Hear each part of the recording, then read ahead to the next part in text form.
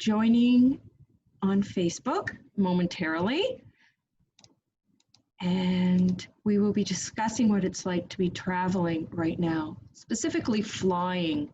And if you were flying out of Toronto Pearson, what to expect. And the experience in Toronto Pearson Airport is not going to be all that greatly different from the experiences you will find at airports around the world.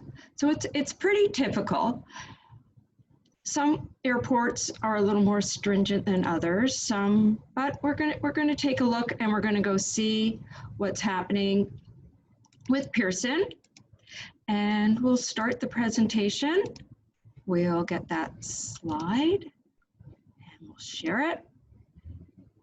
And I'm always having a hard time. It always comes off of from the beginning. Let's minimize that. There we go. COVID-19 and flying. Every airport is beginning to address it. If not, they already are. Some have shut down, but for the most part, the airports that are open, they're making sweeping changes, and these changes are going to be with us for a while. So not unlike the changes we experienced following 9/11. The changes were implemented and they're here to stay. With Toronto Pearson in particular, the terminal access is limited to those that are traveling that day. Or if you're working, if you have a shift in the airport, then you're permitted in. No longer permitted to enter the terminals are the meeters and greeters or anyone dropping off a friend or a loved one. They are required to stay outside of the terminal. With COVID-19, the airport is fast forwarding many different security and protection measures. One such thing is tagging your own luggage and sending it on its way. You're no longer meeting up with someone from the airport that's handling your luggage for you. One of the first changes you'll see, and you're seeing this pretty much everywhere these days, is the requirement to wear a face mask. There are exceptions though, if you're under the age of 2, if you're physically unable to remove your face mask, if you have trouble breathing, or if you're in one of the designated areas for consuming food, you're having food or beverages. So other than that, your face mask must remain on. The airport has various air quality stations that are monitoring the quality of the air and the airflow. Plexiglass barriers are just about everywhere.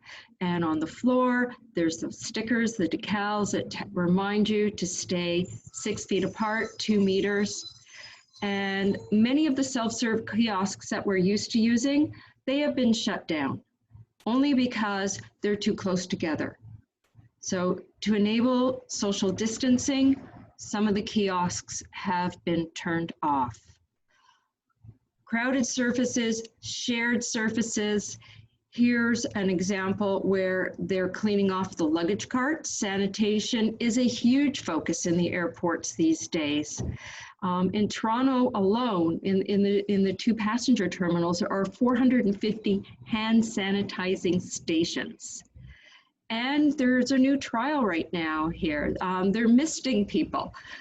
Everyone is when you're boarding the plane, there's a little mist of some fresh smelling sodium chloride, and the intent is to disinfect your clothes, your luggage, any of your carry-on, and so forth. With regards to security, new measures again. Everyone will be wearing face coverings, not only the passengers, but all the employees. The physical distancing, the markers on the floor, and as I mentioned earlier, the only time the masks do come off is when food is being consumed. And as of the 30th of July, just very recently here in Toronto, they're now taking passengers' temperatures before they enter the security line. Now, this is really, I wish we had this here in Toronto. They have this in Montreal. You don't want to be waiting in a security line, you can bypass it. You go onto their website at the Montreal's Trudeau Airport website and book an appointment for a specific time to go in and clear security. I love it. I wish we had it. After security, you've made it through security. Now, there are some restaurants open, with limited seating. There is takeout food. And again, the markers on the floor are once again reminding you where you can and can't stand. The little terminals to enter if it's not touchless or you're having to swipe or insert your card, the credit card terminals are being disinfected. And retail, same thing with the retail shopping, everything is wiped down. The bathrooms, the escalators, the moving sidewalks, any high contact area, there's someone going through cleaning it every 2 hours. This reminds me of the little vacuum cleaner my son has, only on a much larger scale. This bad boy is moving throughout the airport, cleaning as it goes. That's quite, I love it. It looks like a mini Zamboni. When you arrive at Pearson, you're on a flight, you disembark, you're now entering the terminal. It doesn't matter what your citizenship is. Anyone arriving from outside of Canada is required to fill in an isolation document before speaking to a customs agent. And you're required to provide the information. You could do it on a web-based form, in paper, or we have this new app, the ArriveCan app.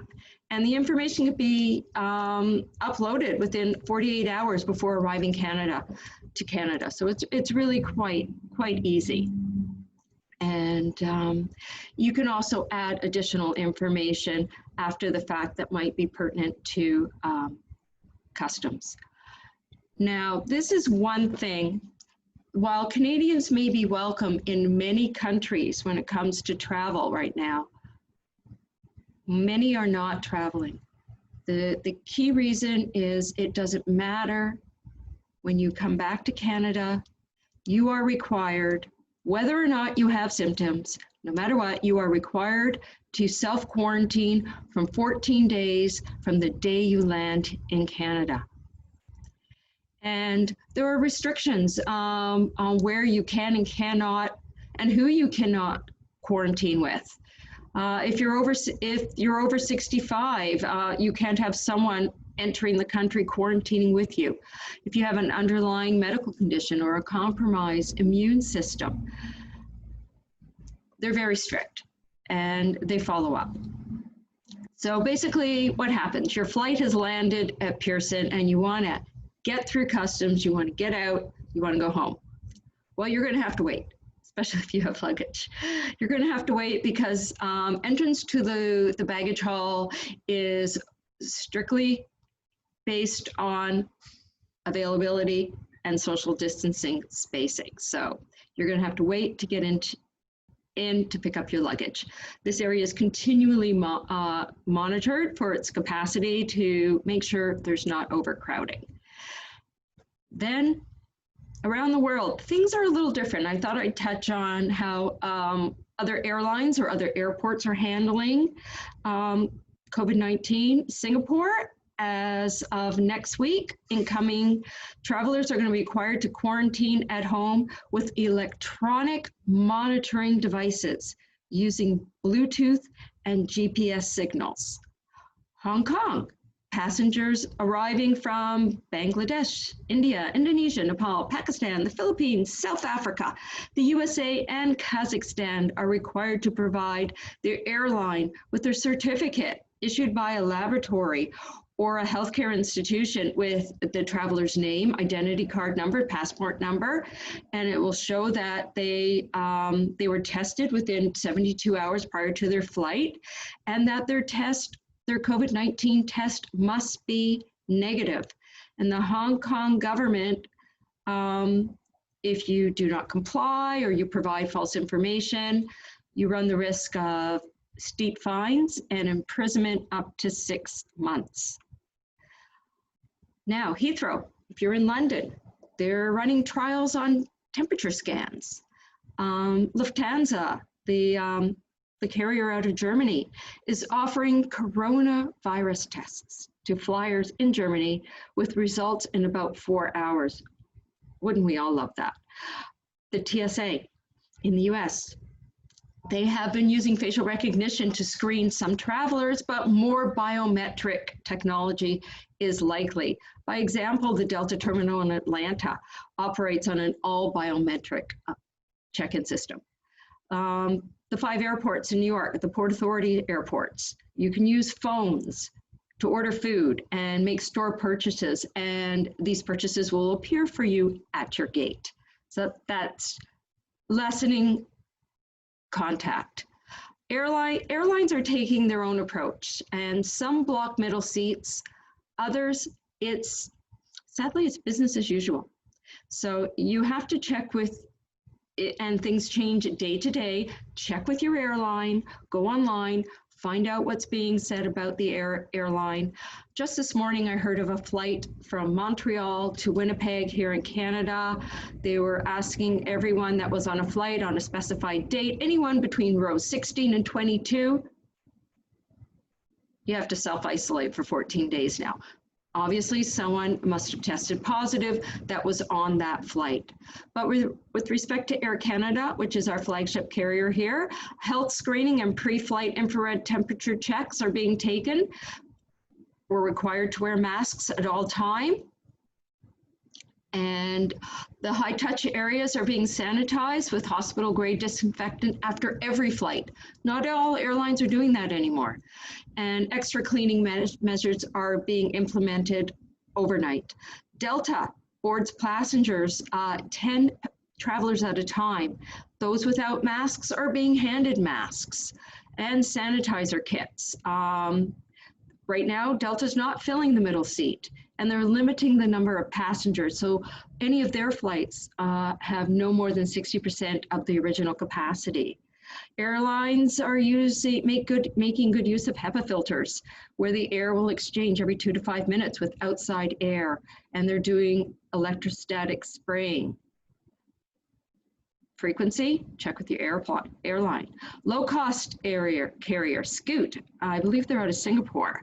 They're restricting the amount of luggage carry-on that you can have because they don't want you spending time putting your hands in the overhead bins, slowing down anyone else. They want you in your seat, out of your seat, in and off the plane. Other measures, some are eliminating flights, some are coming up with pre-packaged snacks. They're doing away with the magazines, the duty-free cards. And here's a chart. Now again, the chart's dynamic. It changes from time to time. And this is basically just US carriers here. But who's doing what with respect to blocking middle seats, requiring face coverings? Thank you all. All of them have that. Disinfecting the aircraft. Again, this chart is dynamic. How often are they disinfecting the aircraft? That may change.